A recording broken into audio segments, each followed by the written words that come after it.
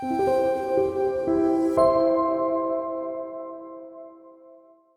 여러분 안녕하세요. 채널 열어드림의 심코치입니다. 오늘은 아이의 문제 행동 바로잡기 두 번째 시간인데요. 전편에서는 우리 부모들이 어떤 마음을 갖고 아이 문제 해결에 접근을 해야 되는지에 대해서 알아봤습니다. 자, 그리고 오늘 다뤄볼 내용은 문제 행동이 무엇인지 정리하기입니다. 자, 여러분, 만약에 우리가 차가 잘 안 나가서 그 차를 고치려고 한다. 이런 상황에서 차의 어떤 부분이 고장났고 차의 어떤 부분에 문제가 있는지 알아야 고치겠죠. 점화 플러그가 나갔는지, 실린더가 헐거운지, 연료 펌프가 문제인지, 많은 경우에 아이의 문제에 대해서 그냥 말을 안 듣는다, 분노 같은 감정을 다스리지 못한다, 이렇게 좀 크게 뭉뚱그려서만 얘기하는 경우가 있어요. 굉장히 막연하죠. 그냥 차가 안 나가요 하는 거랑 똑같습니다. 얘가 어떤 상황에서 어떤 방식으로 무슨 문제 행동을 하는지 구체적으로 알아야 해결을 할 텐데, 그리고 뭐 말을 안 듣는다라고 얘기하는데, 얘가 정말 말을 안 듣는 아이가 맞나요? 그렇게 단정 지을 수 있을까요? 뭐 예를 들어서 아이한테 야, 우리 마트에 과자 사러 가자 하면 좋다고 신발부터 신는 그런 아이가 의사 선생님 만나러 병원 가자 하면은 틀어 눕잖아요. 그러면 이 아이는 말을 안 듣는 아이인가요? 아니면 병원 가기를 싫어하는 아이인가요? 그러니까 아이를 그냥 뭐 말 안 듣는 아이 이렇게 뭉뚱그려가지고 낙인을 팍 찍어버리지 마시라는 겁니다. 이렇게 되면 문제 해결에 도움이 되지 않을 뿐더러 아이의 그 문제 행동을 틀리게 정의할 수도 있어요. 그럼 아이의 문제 행동을 정리하는 방법은 무엇인가? 이게 당연한 얘기겠지만 이거 쓰셔야 돼요. 뭐 종이든 스마트폰이든 기록을 해둬야 됩니다. 머릿속에서는 정리가 안 됩니다. 잊어버렸다가 생각났다가 뭐 이런 거 같았다가 저런 거 같았다가 오만 생각이 뒤죽박죽이 돼요. 그리고 그런 생각을 계속 하다 보면 그 생각 자체에 압도를 당해서 어떡하지 이러고 말아버립니다. 그러니까 기록을 통해서 리스트업을 해놔야 지금 상황이 이렇구나 하고 명확해지겠죠.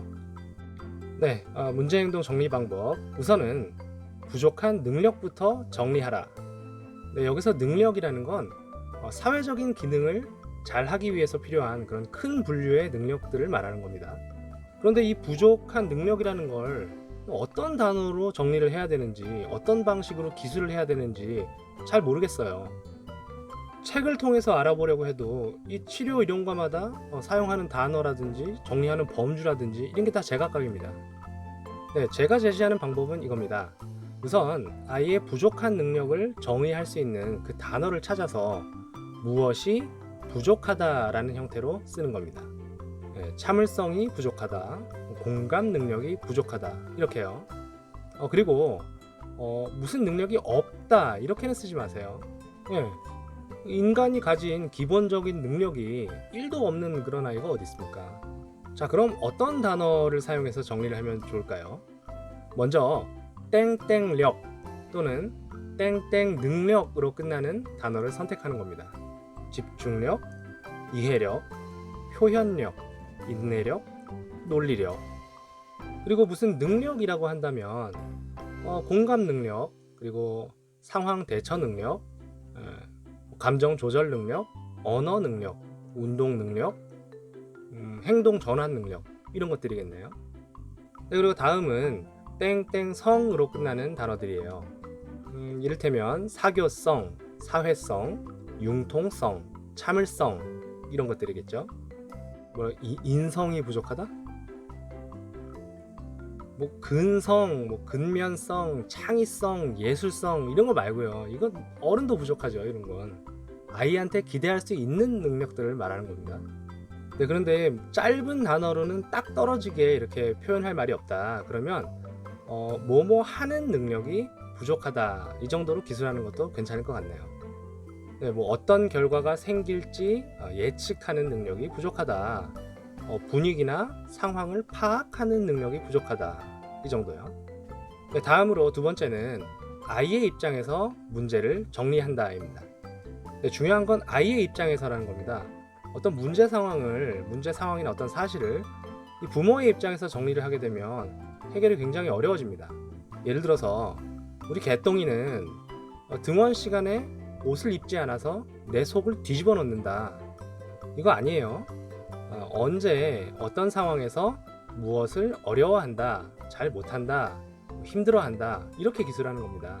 예를 들면 스마트폰을 끄고 저녁 밥상에 앉기를 힘들어한다. 네, 세 번째입니다. 아이에 대한 추측을 배제, 삭제한다. 네, 이렇게 문제의 행동을 리스트업 하다 보면 마치 아이의 영혼을 들여다본 것처럼 기술하기도 해요. 개똥이는 동생이 더 사랑받는 게 싫어서 동생과 놀기를 싫어한다. 네, 개똥이가 그렇게 말했나요? 동생이 더 사랑받는 게 싫다고? 네, 추측이라든지 논리, 그리고 어른의 선입견 이런 것들을 빼고 눈에 보이는 사실만을 기록하는 겁니다. 네 번째입니다.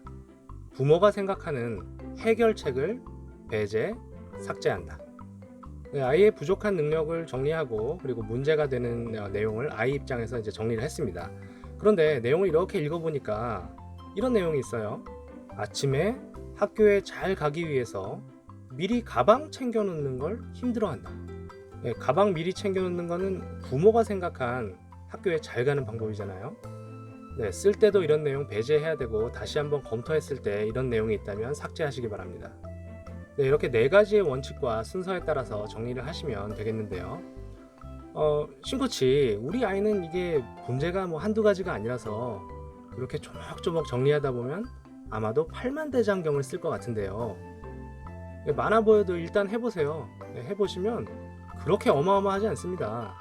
그리고 이게 정리를 했을 때 좋은 점은 아이의 취약점을 알 수 있게 된다는 거예요. 자, 써봤어요. 스마트폰을 끄고 저녁 밥상에 앉기를 힘들어한다. 장난감을 가지고 놀다가 잠자리에 들기를 힘들어한다. 이렇게 쓴 내용을 잘 검토해보면 얘가 어떤 행동을 하다가 어떤 행동에 좀 집중해 있다가 다른 행동으로 전환하는 능력이 좀 부족하구나, 이렇게 카테고리가 잡히는 겁니다. 자, 이런 작업을 통해서 우리 아이가 어떤 상황에서 어떤 일을 하기를 힘들어하는데 이게 무슨 능력이 부족했기 때문이었구나, 이걸 알게 됐습니다. 자, 그럼 다음으로는 뭘 해야 될까요? 애가 논리력이 좀 부족하니까 파란 펜 학습지를 한 달 끊어줘야 될까요? 아니면 참을성이 부족하니까 템플 스테이를 가서 108배를 시켜야 될까요? 네, 다음으로 우리가 뭘 해야 되는지에 대해서는 다음 편을 기대해 주십시오. 오늘은 여기서 마치겠습니다. 감사합니다.